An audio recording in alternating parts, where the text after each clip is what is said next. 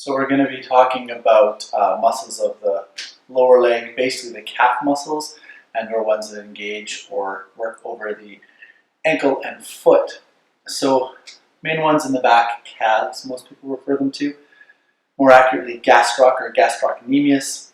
There's basically two good-sized chunks on either side, and some people you can actually see the two, almost looks heart-shaped in the middle sometimes. And they're the more superficial muscle. They're what most people think of as the calf. Very high in type 2 muscle fibers, fast twitch, so people that jump and run a lot tend to have higher calves. People that are a bit more endurance-based, that are long distance stuff, tend to have longer calves or shorter Achilles. The calf comes down here for long, slow distance, up here for more speed and explosiveness.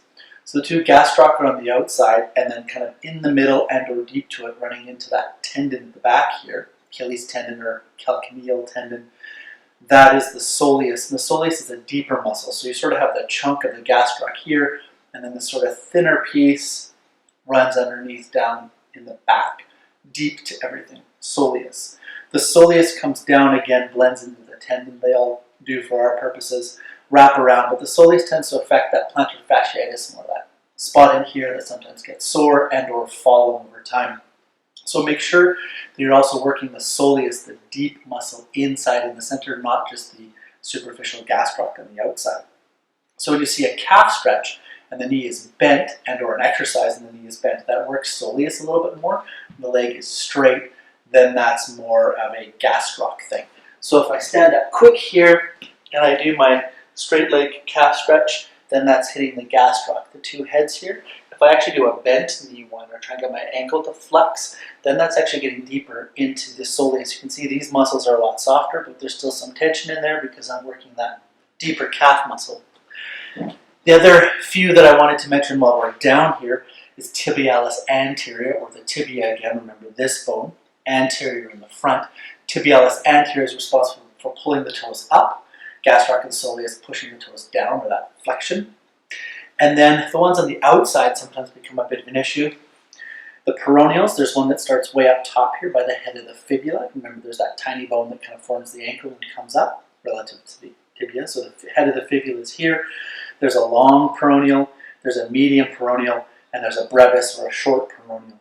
They all basically wrap around the ankle to the outside of the foot, and if there's ever a ankle sprain or a roll to the outside this way, you can see that would put a lot of tension and pressure here on the peroneals.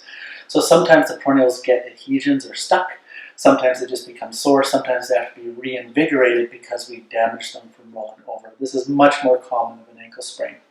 So we have the three peroneals, and or just call them peroneals together. Tibialis anterior, or the muscle in the front. This one, when it gets overworked from picking your foot up all the time, say thousands of times while you're running, becomes shin splints and eventually actually starts to fracture the bone, the actual tibia itself. If the muscle can't take the stress anymore, then the bone has to. So we don't want to head there ever. I was going to say too soon, but ever.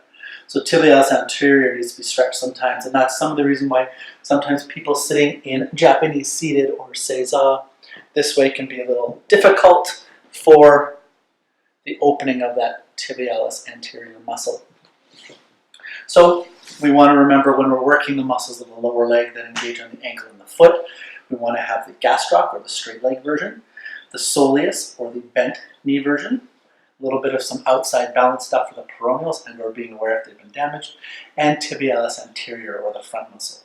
All of them need to be together. You can basically think of your foot and ankle being wrapped around from several sides, and it's balancing there. That's when we do our balance postures, the ankle should move and work. If you're interested in sort of more about the ankle and foot joints, then you can check out the other video. Otherwise, that's what we need to know for muscles of the lower leg.